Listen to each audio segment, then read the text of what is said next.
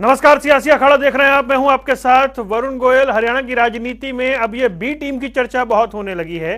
कांग्रेस के नेता कई बार कहते हैं कि आम आदमी पार्टी भारतीय जनता पार्टी की बी टीम है। कभी वो कहते हैं कि अभय चौटाला बी टीम है। कभी अभय चौटाला उनकी पार्टी कहती है कि भूपेंद्र सिंह हुड्डा बीजेपी की बी टीम है। और ये जो बी टीम की बात है, ये घूम फिरकर इस तरीके से चक्कर काटती है कि हरियाणा में समझना होता है कि ये कहा क्यों जा रहा है। और जब हरियाणा में कई पार्टियां हैं जो लड़ रही हैं या कई बार सीधे मुकाबले की बात होती है, तो चाहे आदमपुर का चुनाव हो या कोई दूसरा चुनाव हो, यह कह दिया जाता है कि फला टीम, फला पार्टी, फला भी टीम है और उसने उसकी मदद की है। इसके मायने क्या है वो समझेंगे, क्योंकि एक बार फिर से यह बयान सामने आया है। कांग्रेस के प्रदेश अध्यक्ष ने यह बयान दिया है। चर्चा करेंगे, पहले रिपोर्ट देखिए। हरियाणा में निकाय चुनाव के नतीजों से आईना देख चुके राजनीतिक दल अब 2024 की चढ़ाई के लिए तैयार हैं। लेकिन भोंपुओं के शोर के बीच सियासी भीन बी टीम पर सबसे ज्यादा गूंज रही है। ऊपर इनेलो जो है बीजेपी की ही सेकंड टीम है, बीजेपी की ही सेकंड टीम है। उदयभान यही नहीं रुके। उन्होंने इनेलो के प्रधान महासचिव अभय सिंह चौटाला को घेरते हुए कहा कि जब भी बीजेपी को जरूरत होती है तो अभय चौटाला साथ खड़े मिलते हैं। कोई भी चुनाव हो, पहले अभय बीजेपी की बुराई करते हैं, फिर हर मामले में बीजेपी का ही साथ देते हैं। इनेलो बीजेपी की ही भी टीम है। इनेलो ने जब जब बीजेपी को जरूरत पड़ा, बीजेपी के खिलाफ ये कहाँ है, ये किसके खिलाफ पद यात्रा कर रहे हैं? बीजेपी को जब जरूरत पड़ती है राज्यसभा में तो ये बीजेपी को वोट देते हैं। राष्ट्रपति के चुनाव में जरूरत होती है तो इनेलो अभय चौटाला की बात कर रहा है। सियासी बयानबाजी के बीच अभय चौटाला ने उलट कांग्रेस को सत्ताधारी पार्टी की बी टीम करार दिया, जिसके बाद रोमांच की सियासी हवा हरियाणा के राजनीतिक गलियारों में बह रही है। लेकिन कौन किसकी बी टीम है, कौन किसके लिए काम कर रही है, या फिर नेता सुर्खियां बटोरने के लिए बी टीम का हल्ला बोल रहे हैं, ये बड़ा सवाल है। न्यूज डेस्क, जनता टीवी।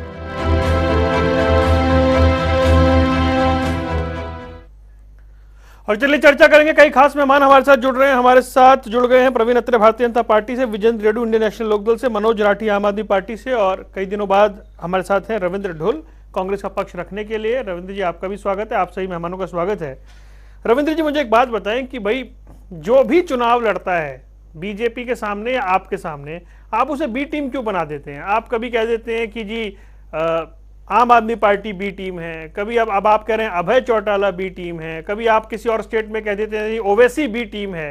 भाई चुनाव तो सबको लड़ने का अधिकार है ना। जो जगह बना रहा है या जो भी मतलब मैदान में है, आप उसे बीजेपी की बी टीम कहकर प्रचारित क्यों करते हैं? और इंडियन नेशनल लोकदल या अभय चौटाला के संदर्भ में ये बात आप बार बार क्यों दोहराते हैं? तक बात प्रचार की है वरुण जी, तो मैं आपको एक चीज बताता हूँ। ये बी टीम का जो कॉन्सेप्ट कहाँ से आता है? कॉन्सेप्ट आता है जब आप जो है सत्ता का विरोध करने की जगह कांग्रेस का विरोध पे आ जाएं, जब आप जो है अपना पूरा कंसंट्रेशन केवल मात्र जो है बावजूद उसके कि भी भारतीय जनता पार्टी सत्ता में है, हर जगह पे कांग्रेस का विरोध करें, जगह जगह पर जो है लगातार भारतीय जनता पार्टी की नीतियों का, भारतीय जनता पार्टी के उम्मीदवारों का जगह जगह पर बार बार समर्थन करें, इस प्रकार की चीजें जब सामने आती हैं तो वहां पर जो है बी टीम का कॉन्सेप्ट आ जाता है। अब जैसे आम आदमी पार्टी के परिदृश्य में हमने बात की, तो गुजरात के अंदर हमने सबने देखा है कि आम आदमी पार्टी का सारा कैंपेन जो है कांग्रेस के सेंट्रिक था। इनकी चुनाव लड़ने का जो स्टाइल था, इनकी जिन सीटों के ऊपर इन्होंने कंसंट्रेट किया, वो भी वही थी ज्यादातर जो कांग्रेस के जहां पर विधायक वहां पर इलेक्ट होकर के आए थे। नतीजा सबके सामने है कि वोट को काट करके कहीं ना कहीं भाजपा को मजबूत करने का काम किया। इसी प्रकार से जो है राष्ट्रपति का चुनाव हो, चाहे आपका उपराष्ट्रपति का चुनाव हो, सभी चुनावों के अंदर जो है, इवन यहाँ तक कि राज्यसभा के चुनाव के अंदर भी जो है अब की बार जो है भाजपा समर्थित कैंडिडेट को मदद करने का काम यदि किसी ने किया तो इंडियन नेशनल लोकदल ने।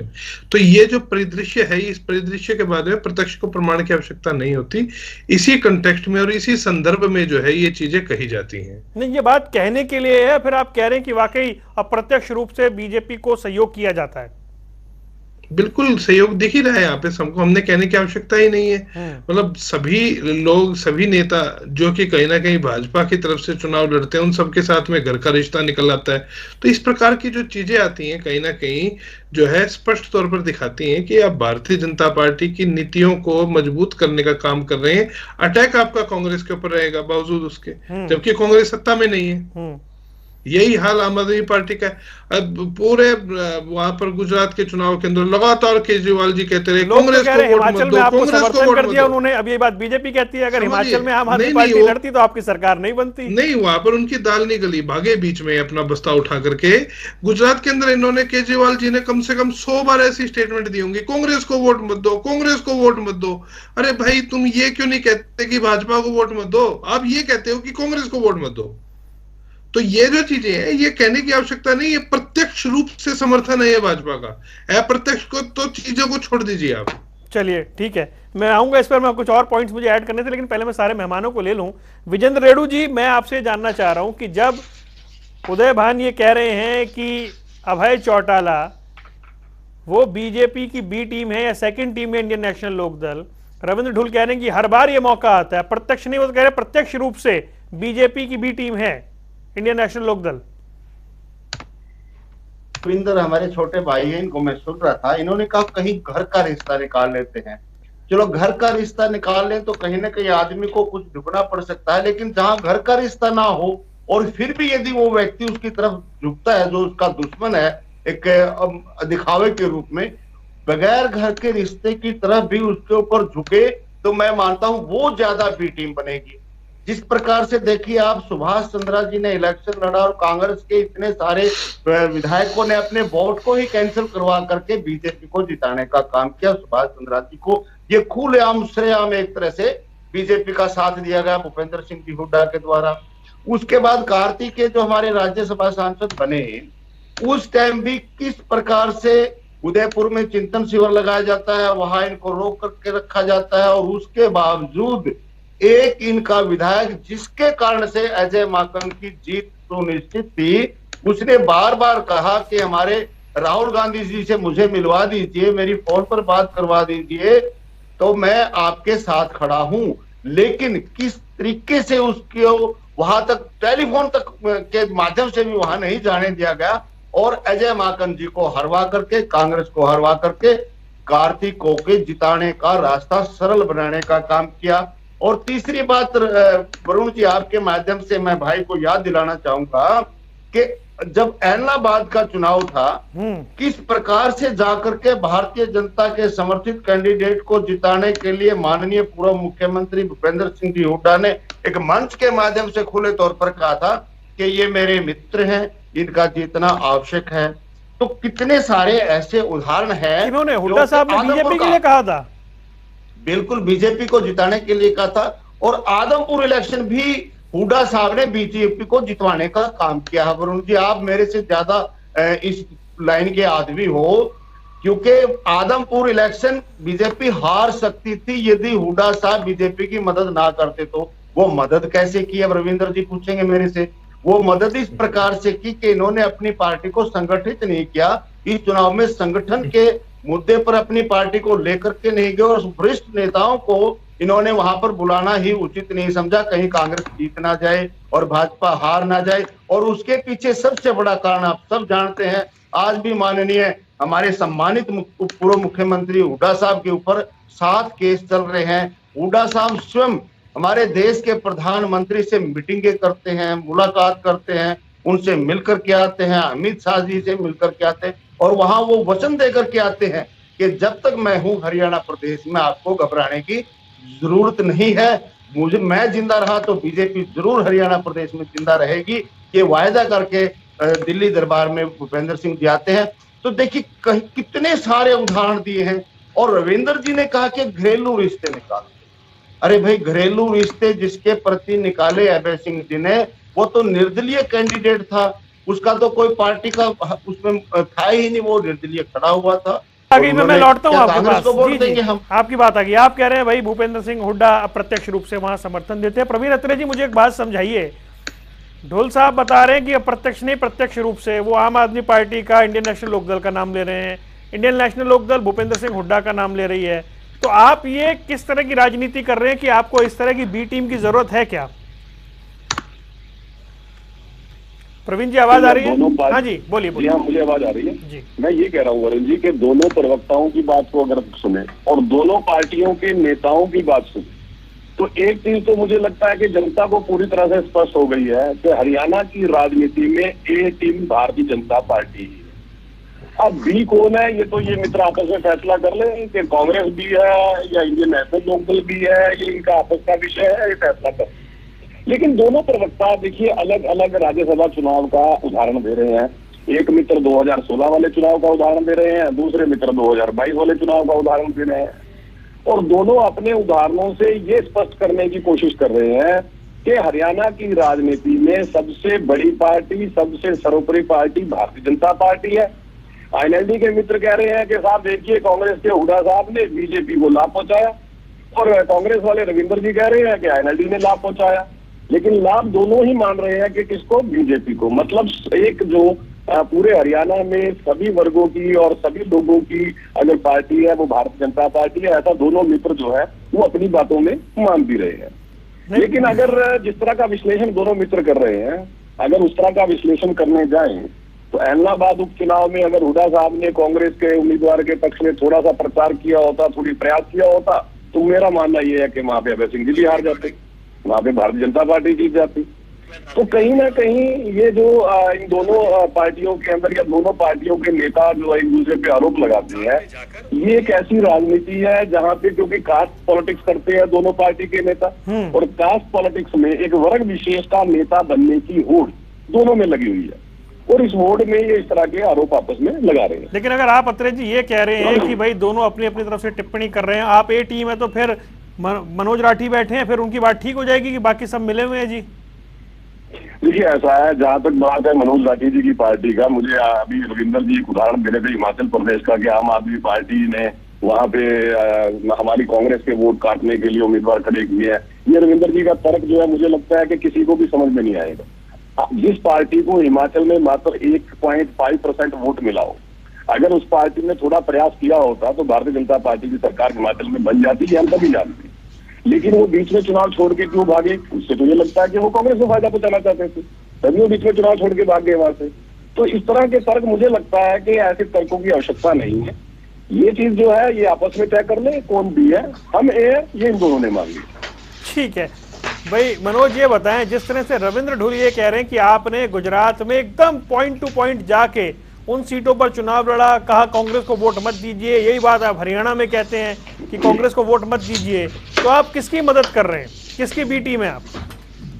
पहले तो मैं आपको ये बताऊंगा कि ये सारी पार्टियां मिली हुई, इसमें कोई दो राय नहीं है, सब मिलके बीजेपी को फायदा करने ला रहे। मैंने पहले ही बताई ये बातें, आज फिर दोहराने लग रहे हूं। मैं तो एक बात उनसे पूछना चाहूं रविंदर जी से, तारा घर के झगड़े तार तो सुलटे नहीं, जब घर में लठ बाजे तो पड़ोसियों पर आरोप लगाया करें। ये तो हमेशा होता आया कि हमारा लठ तो फलाने बजवारे हैं। अब ये इनडायरेक्ट करेगी, ये बी पार्टी हमारे वोट तोड़ दिए, हमारा ये कर दिया। अरे पंजाब में हमने आपको भी हराया, बीजेपी को भी हराया, शिरोमणि अकाली दल को भी हराया, सभी को तो हराया है। बी टीम का तो कोई मतलब बनता नहीं। आम आदमी पार्टी को काम के नाम पर वोट मिलते हैं, आम आदमी पार्टी को ईमानदारी के नाम पर वोट मिलते हैं। दुनिया जान की भ्रष्ट पार्टी रही है कांग्रेस, दुनिया जान की भ्रष्ट बीजेपी पार्टी है। इनका तो मेल है, मेल मिलता भी इन दोनों का, क्योंकि इन लोगों की सोच एक ही है कि जब भी सत्ता में आओ पूरे देश को लूट के अपना घर बढ़ लो। इनके नेता देख लो, जब सत्ता में नहीं थे पहले तो क्या थे, और सत्ता में आते अरबों खरबों रुपए जमीनी घोटाला, पता नहीं क्या क्या घोटाला। मैं एक बात जरूर आपको याद दिलाऊंगा, जब बीजेपी सरकार सत्ता में नहीं थी आज से 8 साल पहले, तो ये लोग कहते थे कि हम वाड्रा को जेल में डालेंगे, वाड्रा ने ये घोटाला कर दिया, वाड्रा जी ने वो घोटाला कर दिया। लेकिन जैसे ही ये सत्ता में आए, कहां चले गए? 8 साल हो गए, हमने तो वाड्रा के खिलाफ कोई केस नहीं करा। साफ बात मैं आपने बताऊंगा कि हुड्डा जी के ऊपर भी सीबीआई की रेड मरवाई, केस करे, क्यों करे है? ये सारा का सारा प्रेशर पॉलिटिक्स, ये फायदा उठाना चाहते हैं कांग्रेस के नेताओं का। असल में कांग्रेस के नेता अंडरग्राउंड बीजेपी के लिए खेलते हैं, बीजेपी के पक्ष में खेलते हैं। और रही बात भाई इनेलो वाला की, सारी दुनिया ने पता है जी, इनेलो तो बीजेपी ही है। आज इनेलो की 10 सीट आ जाए, बीजेपी की कम रहेंगे तो ये चले जाएंगे। आपने देखा नहीं, जो जेजेपी बीजेपी को गालियां दिया करती, जमुना पार भेजा करती, जैसे ही 10 सीट आई बीजेपी की गोद में जाके बैठ गए। आज अभय सिंह ने सांसद जी को वोट देके, देखो राज्यसभा में सांसद भेजा है शर्मा जी, उसको वोट देके साबित कर दिया है कि अभय सिंह बीजेपी का राइट हैंड है। बीजेपी की टीम लगा लो, बीजेपी के लिए बैटिंग करवाएंगे। अभय सिंह अजय माकन के साथ कैसे चले जाएंगे? एक बात बताओ, अपना वोट करा रख लेता फिर। एक बात बताओ, किसी के साथ नहीं जाना है तो कोई कंपलसरी है कि वोट डालना, अपना घरा रखता। एक बात मैं साथ बताऊंगा, ये जो लोग हैं आपको पता है, हमें पता है, इनके पार्टी से निकले जेजेपी है, उसका उदाहरण अपने साथ है। ठीक है, आ रहा हूं। रविंद्र ढुल, ये बताइए भाई, देखिए अब आपने सुन लिया, वो कह रहे हैं कि सबको पता है, आप लोग मिले हुए हैं, सब मिले हुए हैं। ये जो थ्योरी घूम रही है, इस थ्योरी में जनता क्या समझ पाती है? आप कहते हैं वो मिले हुए हैं, प्रवीण अत्रे बता रहे हैं कि भाई अगर हिमाचल में थोड़ा ठीक से लड़ जाती है आम आदमी पार्टी तो उनकी सरकार बन जाती। ये तो सर्कल चलता ही रहेगा ना। देखिए, जहां तक बात मैंने आपको प्रत्यक्ष उसकी कही है कि वे प्रत्यक्ष तौर पर जो है समर्थन करने की बात कही है, वो मैंने उसके बहुत सारे, एक नहीं बहुत सारे उदाहरण दिए हैं, ऐसे नहीं है। जहां तक बात मैंने आम आदमी पार्टी की गुजरात की कही है, वो भी एक फैक्चुअल है। और जहां तक बात हिमाचल की कही है, मैंने ये कहा कि वो भाग इसलिए गए कि उनको पूछने वाला कोई वहां पे मिला ही नहीं। उनको वहां पर ना तो वोट मिले, ना ही वहां पर ऐसे लोग मिले जो कि उनको किसी प्रकार से समर्थन करते हैं। इसका कारण ये था कि भाई पंजाब साथ में लगता हुआ राज्य है, और पंजाब के अंदर जो है, आज इस बात को हमें समझना होगा कि आम आदमी पार्टी समाप्त हो चुकी है। सत्ता में जरूर है, लेकिन जो जिन आशाओं के साथ में, जिन दावों के साथ में वहां पर आए, वो वैसे खत्म हो चुके हैं। लोकसभा के बाई इलेक्शन हारने के बाद में, उसके बाद में जो वहां पर क्राइम रेट बढ़ा है, तो हिमाचल में इम्पैक्टफुल आम आदमी पार्टी नहीं बन पाई, इसलिए वो वहां से भागे हैं अपना सामान उठा करके। तो गुजरात के अंदर उनकी जो है पूरी तरह से कांग्रेस सेंट्रिक कैंपेन थी। ये मैं इसलिए नहीं कह रहा, इनके बयान ही, इनके राष्ट्रीय अध्यक्ष के जो है अरविंद केजरीवाल के जो बयान है, बयान अपने आप में बिल्कुल साफ और स्पष्ट करते हैं कि भाई आपका जो कैंपेन था कांग्रेस सेंट्रिक था। पूरे इलेक्शन के अंदर दो चीजें कही, हमें वोट दो, कांग्रेस को मत दो, हमें वोट दो, कांग्रेस को मत दो। कभी भी भाजपा के खिलाफ वोट नहीं मांगे इन्होंने। ऐसा नहीं है, भाजपा के खिलाफ भी खूब प्रचार किया उन्होंने, ऐसा नहीं है। लेकिन नहीं प्रचार देखिए, आप उनकी रैलीज को देखिए, आप रैलीज के मोमेंटम के अलावा इनके रोड शो के। लेकिन जब मनोज राठी ये बात कह रहे हैं कि भाई आपस में झगड़ा हो तो पड़ोसी पे इल्जाम लगता है, किसकी वजह से हो रहा है? हाँ, तो कह रहा हूँ ना, झगड़ा तो इल्जाम तो पड़ोसी, तो ये पड़ोसी तो है ही नहीं, है तो भारतीय जनता पार्टी के लिए काम कर रहे हैं बाकायदा। इनका तो एजेंडा है कि वे भाजपा को मजबूत करो हर जगह पर, जहां पर जितना हो सके। नहीं तो फिर ऐसा भी नहीं है ना कि वो चॉइस में कि भाई अगर अब आप, जैसे अभी अभय चौटाला की बात हो रही है, वो कांग्रेस के साथ तो वो नहीं जाएंगे। वो कह रहे हैं हम तो इंडिपेंडेंट कैंडिडेट के साथ गए थे, उसे आप ये क्यों कहते हैं बीजेपी के साथ चले गए? भाजपा समर्थित कैंडिडेट थे, भाजपा ने उतारा था उनको। इनके खुद के इनके इनेलो से टूट करके आई हुई जो जेजेपी पार्टी, जेजेपी ने समर्थन करके, जेजेपी की पीसी के बाद में जो है, और उसको उनको उतारा गया था। और उसके बाद में जो है अभय सिंह जी ने बाद में जाकर के समर्थन किया था। इनका एक समर्थन एक बहुमूल्य होता है, इनका एक वोट भी इनको अच्छे से पता है, लेकिन ये उस जगह पर मौका नहीं छोड़ सकते थे भाजपा समर्थित कैंडिडेट को जिताने का, इसलिए इन्होंने उसको विजय रेड्डी कह रहे हैं एलनाबाद में आप लोगों ने भाजपा के उम्मीदवार की मदद की, आपके नेता ने? नहीं, ऐसी कोई वो नहीं थी। जो है उसको स्टेटमेंट को, एक बार जो स्टेटमेंट आई थी उसको मिसकोट किया गया था, और उसका कोई मतलब किसी प्रकार का नहीं है। लगातार वहां जाकर के कांग्रेस के पक्ष में समर्थन प्रचार भी किया गया। दीपेंद्र जी भी कई दिन तक वहां पे रहे, हुड्डा साहब भी वहां पे रहे। उसके बावजूद भी चलो ये ठीक है बिल्कुल, क्योंकि बिल्कुल डायरेक्ट इलेक्शन था, वो इनेलो का वर्सेस जो है उसके साथ में जो बन गया था भारतीय जनता पार्टी का, तो कांग्रेस कहीं ना कहीं अपना ग्राउंड लूज कर गई थी, इसमें कोई शक नहीं है। लेकिन इसका ये मतलब नहीं है कि भाजपा, बड़ा बेतुका सा तर्क मेरे बड़े भाई ने यहाँ पर एलनाबाद के अंदर, यहाँ पे आदमपुर के अंदर दे दिया। आदमपुर के अंदर भाजपा की मदद तो इन्होंने की और नाम इन्होंने लिया हमारा, ये बड़ी हैरानी की बात है। देखिए अब इसको, क्योंकि बालसमंद जो है गांव है, बालसमंद गांव ट्रेडिशनली कुलदीप बिश्नोई जी के परिवार का विरोधी गांव रहा है।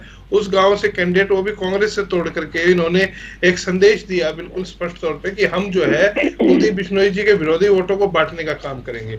वोट बटे और कांग्रेस हारी, नहीं तो कांग्रेस से बढ़िया इलेक्शन तो किसी ने लड़ा ही नहीं था वहां पर।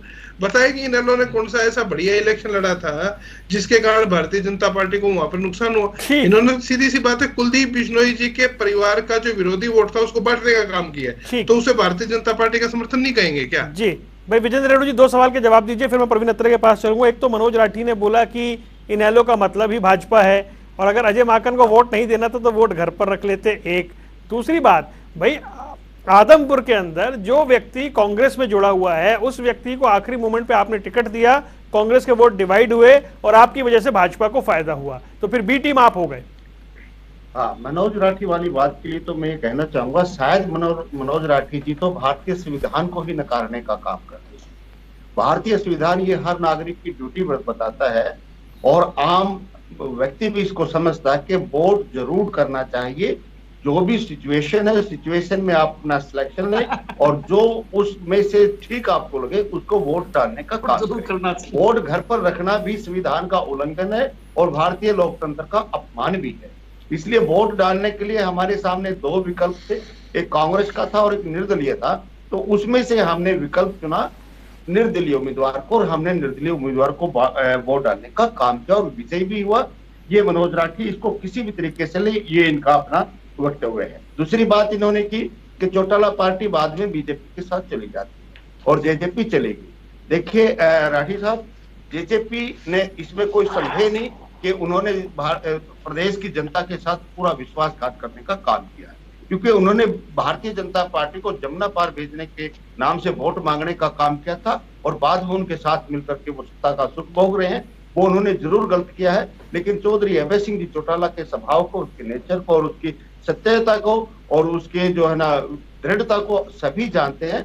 वो बिल्कुल एक हरियाणा प्रदेश के उभरते हुए नेता है और भारतीय जनता पार्टी का हम खुल करके विरोध करते हैं और उसकी सारी जन विरोधी नीतियों को हम उठाने का काम करते हैं। दूसरी बात रविंद्र जी के वरुण जी आपने पूछी है कि हमने कांग्रेस से गए हुए व्यक्ति को टिकट नहीं दी, हमने एक ऐसे व्यक्ति को टिकट दी जो कि वहां की सभी गांव की एक महापंचायत हुई और महापंचायत ने कांग्रेस से मांग रखी थी कि कुरुड़ा राम जी हमारे स्थानीय नेता हैं, लोकल है, हम इसको टिकट दिलवाना चाहते हैं, आप इसको कैंडिडेट बनाइए और हम इसको विजय बनाने का काम करेंगे। अब भूपेंद्र सिंह जी को ये लग गया अगर कुरुड़ा राम को कांग्रेस टिकट देती है तो भाजपा हारेगी, इसलिए उन्होंने उसको टिकट ना दे करके बाहर से कैंडिडेट, कलायत से कैंडिडेट हायर किया और बाई एयर वहां उतारने का काम किया ताकि भारतीय जनता पार्टी वहां जीत हासिल कर सके।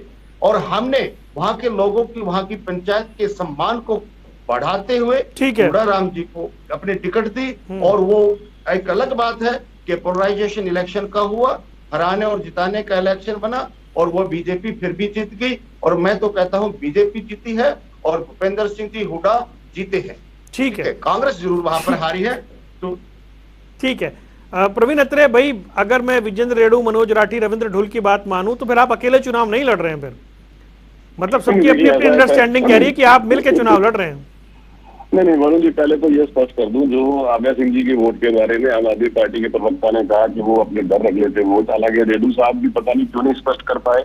उन्होंने संविधान की बात की कि संविधान ये कहता है हाँ वोट डालना चाहिए, बिल्कुल ठीक है, लेकिन अगर राज्यसभा के वोटों के गणित को देते हैं, बहुत लंबा हो जाएगा, मैं डिटेल में नहीं बताऊंगा, अगर अभय सिंह जी एब्सेंट भी हो जाते, अपनी वोट ना डालते, तो उसका फायदा भी माकन साहब को होता राज्यसभा के वोटों के गणित के अनुसार। तो इसलिए उनका वोट डालना तो वैसे भी जरूरी था। दूसरा, उन्होंने अपनी वजह बता दी थी कि वो क्यों कार्तिक जी को वोट डाल रहे हैं वगैरह वगैरह, मैं उसमें नहीं चाहता। अब यहाँ पे देखिए महत्वपूर्ण चीज क्या है, आम आदमी पार्टी के प्रवक्ता जो है वो कहते हैं कि हमने पंजाब के अंदर बीजेपी को भी हराया, हमने कांग्रेस को भी हराया, अकाली दल को भी हराया। ठीक है, पंजाब में आपको जीत मिली, इससे तो कोई इनकार नहीं कर सकता। हालांकि भारतीय जनता पार्टी तो हमेशा ही बड़ा छोटा पार्टनर रही है, पहली बार हम इतनी ज्यादा सीटों पे चुनाव लड़ रहे थे, वो सबको पता। लेकिन जब आप पंजाब का जिक्र करते हैं तो आप ये तो नहीं बताते कि आप युद्ध में चुनाव लड़ने गए थे, सभी सीटों में जमानत जब्त करवा के आए, बनारस में मोदी जी के खिलाफ चुनाव लड़ने गए थे, बड़ी बड़ी बातें की थी, क्या हुआ वहां पे?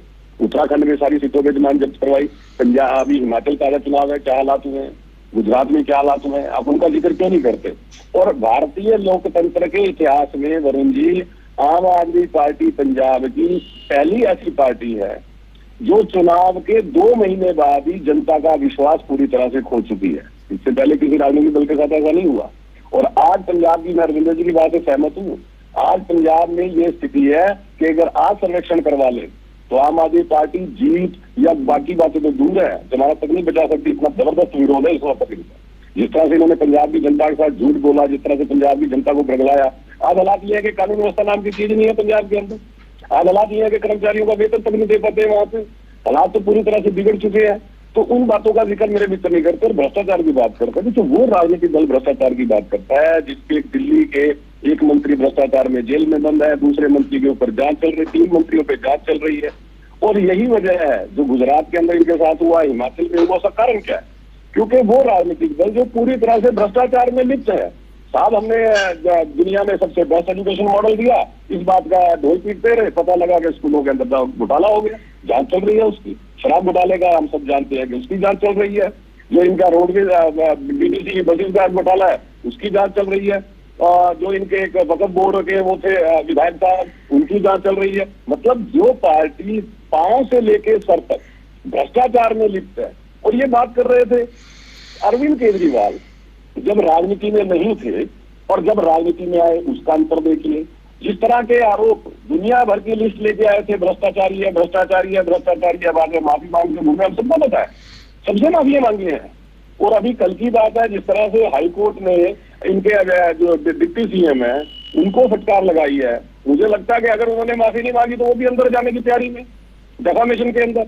वो तो एक बार देख लें, जनता के अंदर झूठ नहीं चलता। वरुण जी, जनता को आप झूठ बोल के एक बार वो बात आ गई प्रवीण जी, वो बात आ गई। मैं तो ये जानना चाह रहा हूँ, जब रविंद्र ढूर ये कहते हैं कि टारगेट तरीके से आपको सपोर्ट किया जाता है, जब विजय रेड्डू कहते हैं कि भूपेंद्र सिंह हुड्डा डर से आपको सपोर्ट कर रहे हैं, जब कोई ये कहता है कि वोट काटने के लिए, एंटी इनकम्बेंसी वोट डिवाइड करने के लिए मनोज राठी की पार्टी आपको सपोर्ट कर रही है, मतलब सब घुमा फिरा के जो एक दूसरे पर बात कह रहे हैं, तो ये फिल्म कितनी क्लियर है?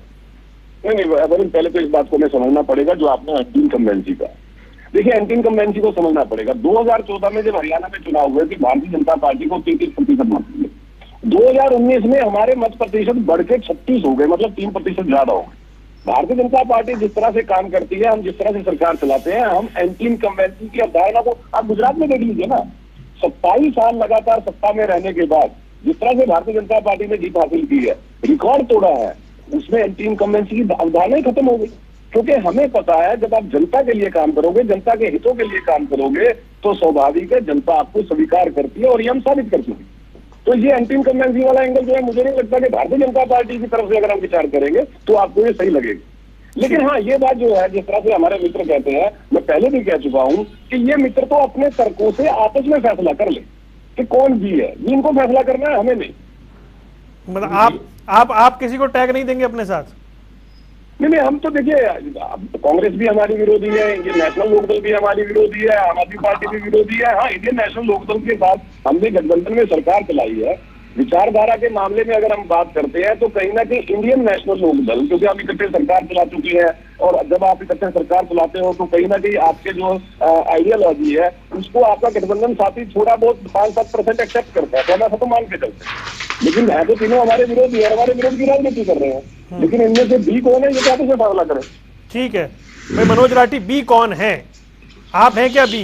अब तो अत्री जी ने बता दी बी कौन है, किसकी विचारधारा मिलती है, किसके वोट लेते हैं ये राज्यसभा में। एक तो इनेलो का नाम ले दिया, साफ होगी बात है। एक तो इनेलो इनकी बी टीम है और कांग्रेस के नेता दबाव में काम करते हैं। मैं तो एक बात कहना चाहूंगा, बीजेपी सारे नेताओं को, सभी पार्टी के नेताओं को ईडी का डर दिखा के, सीबीआई का डर दिखा के अपने लिए यूज करती है। इनके साथ सारी पार्टियां तो मिली हुई है, साथ में ईडी और सीबीआई भी मिलके ये लोग चुनाव लड़ते हैं प्रत्येक स्टेट में। मैं इनको एक बात का जवाब देना चाहूंगा। ये कहते हैं कि केजरीवाल जी ने ऐसे बोल दिया, ऐसे बोल दिया। अरे 10 साल की पार्टी है, राष्ट्रीय पार्टी बन गई है, रिकॉर्ड तोड़ दिया है, हमारी 2 स्टेट में सरकार है। मैं तो कहूंगा कि वो दिन दूर नहीं जिस दिन बीजेपी का इलाज अगर कोई करेगा तो आम आदमी पार्टी करेगी। आम आदमी पार्टी बीजेपी का ऑप्शन है, सारी दुनिया ने मान लिया है। अब तो सबको पता है कि जिस प्रकार मोदी जाएंगे, अरविंद केजरीवाल जी आ जाएंगे और देश को ईमानदारी की राजनीति देंगे और देश को बहुत आगे ले जाएंगे। सारी दुनिया के सामने की बात नहीं है, लेकिन फिर भी जिस प्रकार अत्री जी फालतू बातें करने लग रहे हैं, ये बोल दिया वो बोल दिया, अरे भाई तार से फालतू झूठ तो दुनिया में कोई नहीं बोलता। अगर जुमलेबाजी की कोई पार्टी है तो बीजेपी है, और खुद बीजेपी के नेताओं ने माना है कि आम आदमी, हमारी बीजेपी जो है वो जुमलेबाजी की पार्टी है। आम आदमी पार्टी ईमानदारी और काम के लिए जानी जाती है। आम आदमी पार्टी ने धरातल पर काम करे भाई साहब, से कहीं लगा लो। आज पंजाब में सरकार आई है तो काम के आधार पर आई है, गुजरात में 13% वोट हमें आए हैं तो काम के आधार पर आए, गोवा में हमें अच्छी सीटें मिली थी तो सब आपने वहां जाकर वोट बांट दिए, क्यों नहीं भाई? हमने किस प्रकार की वोट बांट दिए? मैं तो कहूँ कि हम तो काम के आधार पर वोट मांगेंगे, हर स्टेट में जाएंगे और हर स्टेट के अंदर अपना काम दिखाएंगे। हम दिखाएंगे दिल्ली मॉडल, हम दिखाएंगे पंजाब मॉडल, और अपनी पॉजिटिव राजनीति करते हैं, इनकी तरह धमकाने वाली राजनीति नहीं करते, और इस प्रकार की राजनीति हम लोग नहीं करते इस प्रकार की अपनी और बीजेपी वाले करते हैं। धमका के राजनीति करते हैं इन लोगों ने तो सरेआम ये नेताओं को धमकाते हैं। मैं तो पूछूं विजेंद्र जी से, बीजेपी वालों ने बैग भर के रुपए का इन लोगों को दिया है, धमकाए कांग्रेस जी तभी राज्यसभा में बने। विजेंद्र रेड्डी जी अरे दुनिया को बताएंगे। परवीन जी जो कह रहे हैं, इनको पता है कि 26 दिसंबर से शीतकालीन सदन जो है सदन शुरू होने जा रहा है 26 तारीख से, और केवल अभय सिंह जी एक ऐसे नेता है जो 2014 का कोई काम करते हैं, बीजेपी की जनविरोधी नीतियों को कोई जनता के बीच में जाकर के उजागर करने का काम करते हैं, तो वो केवल और केवल इंडियन नेशनल लोकदल पार्टी आज हरियाणा प्रदेश में एक सक्षम विपक्ष की भूमिका निभाने का कार्य कर रही है। आज हरियाणा प्रदेश इस बात को लेकर के पछता रहा है कि उन्होंने कांग्रेस को विपक्षी बनाने का काम किया था, लेकिन कांग्रेस ने अपना फर्ज नहीं निभाया, और कांग्रेस तो यहाँ तक के खुले तौर पर बीजेपी की मदद करने जाती है। जब आपको याद होगा वरुण जी, जब ई ट्रेडिंग ये सरकार लेकर के आई थी इसी सेशन में, तो भूपेंद्र सिंह जी हुड्डा ने जाकर के उस आंदोलन को खत्म करवा करके बीजेपी की मदद करने का काम किया था, करनाल में जाकर के जूस पिला करके भारतीय जनता पार्टी की मदद करने का काम किया था। दूसरी बात, जिस प्रकार से प्रवीण अत्रे जी कह रहे हैं कि दोनों पार्टियां कह रही हैं कि भारतीय जनता पार्टी एक बड़ी पार्टी है, यस नो डाउट। इन 2014 में हरियाणा प्रदेश ने बड़ी पार्टी के रूप में भारतीय जनता पार्टी को स्थापित करने का काम इसलिए किया था ताकि वो जनता के हित के कार्य करेगी, लेकिन जिस प्रकार से इन्होंने जन विरोधी कार्य करने का काम किया है, शिक्षा का, स्वास्थ्य का जिस प्रकार से बिल्कुल गर्क करने का काम किया है, स्कूलों को बंद करने का काम किया, बुढ़ापा पेंशन काटने का काम किया, आज यही एक बड़ी पार्टी जो 2014 में आई थी आज बहुत छोटी पार्टी बनकर के रह गई है, और उस चश्मे को आप उतारने का काम करें। जो बड़ी बड़ी की बात करें, आज आपका ग्राउंड लेवल पर सुपड़ा साफ हो चुका है, जिसमें आपने देखा होगा चाहे पंचायत चुनाव की बात थी, चाहे नगर परिषद चुनाव की बात थी, और चाहे बाई इलेक्शनों की बात थी, हरियाणा प्रदेश की जनता ने आपको आपका सफाया करने का काम किया है। ठीक है, ढुल साहब ये बताइए कि समय भी थोड़ा कम है, जब ये बात हो रही थी, जब आप वहां कह देते हैं जी ओवैसी बी टीम की तरह काम कर रहे हैं, मुझे याद है कैप्टन अजय यादव ने एक बार कह दिया था कि ममता बनर्जी भी भाजपा की बी टीम की तरह काम कर रही है, तो जो भी आपको चुनौती देगा या आपके स्पेस में जगह बनाएगा वो बीजेपी की बी टीम हो जाएगा, ये क्या फॉर्मूला है? देखिए, फॉर्मूला कुछ ज्यादा लंबा चौड़ा नहीं है, फॉर्मूला बिल्कुल स्पष्ट है। जो भी पार्टी सत्ता दल को छोड़ करके विपक्षी दल के विरोध में अपना समय खपाएगी, विपक्षी नेताओं के विरोध में बड़ी बड़ी बातें करेगी, और जगह जगह समय समय पर जो है सत्ता के उम्मीदवारों को, कैंडिडेट्स को समर्थन करेगी, वो बिल्कुल स्पष्ट तौर पर बी टीम के रूप में सामने आ जाएंगे, यदि आप इस बात को समझे तो। और जहां तक बात रही बाकी चीजों की, तो नेचुरल बात है कि कॉन्टेस्ट करने का राइट टू कॉन्टेस्ट सबके पास है, तो उसमें तो कोई दोहराए किसी प्रकार की नहीं है, लेकिन ये इनको स्पष्ट करना होगा कि भी आप जगह जगह हर जगह विपक्षी एकता है। आम आदमी पार्टी से को पूछे तो जब विपक्षी एकता की बात चल रही थी, सभी दल एक जगह पे इकट्ठे हैं, तो ये क्यों अलग हो गए? नहीं, हम विपक्ष के साथ नहीं है। भाई आम आदमी पार्टी विपक्ष के साथ क्यों नहीं है? नहीं, राष्ट्रपति उपराष्ट्रपति चुनाव में तो उन्होंने भाई आप ही के उम्मीदवार को वोट दिया था जी। राष्ट्रपति उपराष्ट्रपति के चुनाव में तो उन्होंने आप ही के उम्मीदवार को वोट दिया था। दिया होगा, मुझे नहीं, मेरी कोई इस बात की जानकारी में है। लेकिन जो विपक्षी एकता वाली जो बात आई थी उसमें मुझे स्पष्ट तौर पर पता है, सीबीआई ईडी वाले जो विरोध के अंदर भारतीय जनता पार्टी दुरुपयोग कर रही थी, आम आदमी पार्टी इकलौती पार्टी। मैं माफी चाहता हूँ, समय हो गया, सिर्फ एक लाइन प्रवीण अत्रे कंक्लूसिव रिमार्क आपसे, चर्चा समाप्त करनी है।